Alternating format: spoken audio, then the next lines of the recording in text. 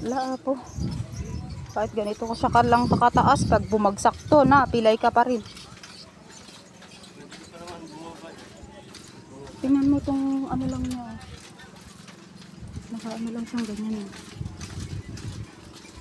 Ano yun? Katakot. Ay, umayag. Yag.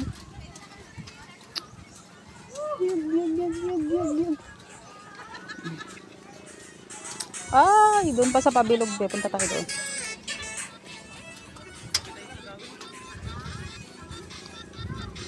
Pudot. Umuulan pero pinagpapawisan kasi sa kapagod. Pag-akyat. Nandito na guys. Sa tuktok. Pwede din naman pala dito mga kalan. Para akong yumuyug-yug tuloy. Akyat na naman doon.